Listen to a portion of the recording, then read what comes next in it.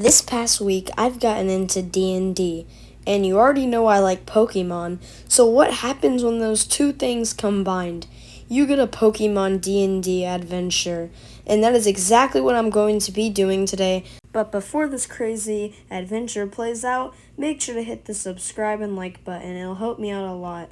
Before the adventure started, I chose to be in the Kanto region, then chose my name Laken, and then the adventure began. I woke up in a nice plains field with a lot of grass and weeds.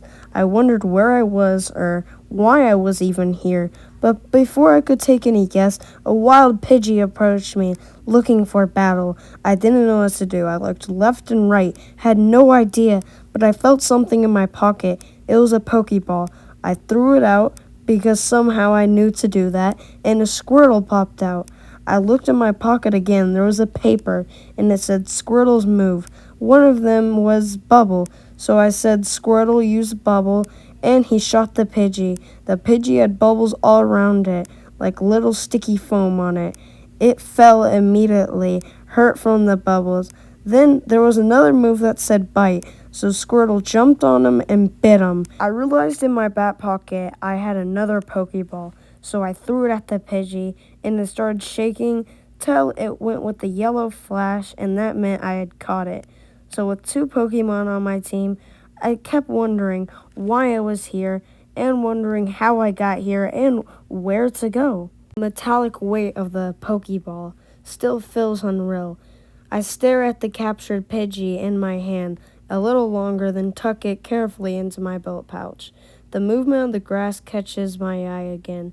Something moving around towards me from the direction of the nearby town. A figure steps into the clearing. The morning sun catches on it, the silver hair and the crisp lines of their uniform. They look vaguely like someone from a dream you can't quite remember. "Good morning," Professor says, voice steady but curious.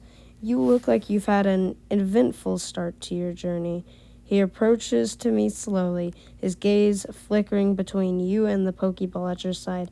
"Are you all right?" he says. "I was told to find new trainers in the area."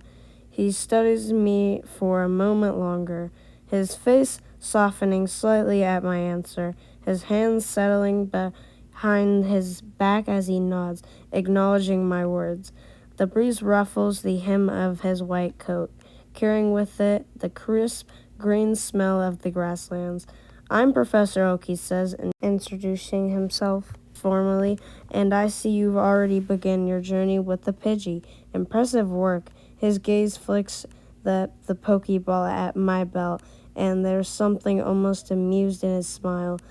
"Though I doubt that was the most graceful battle I've ever seen," he says. I ask where to go. He says, "That depends," tilting his head slightly. "Are you the type who prefers to take things at a slow pace, exploring and getting to know the Pokemon along the way?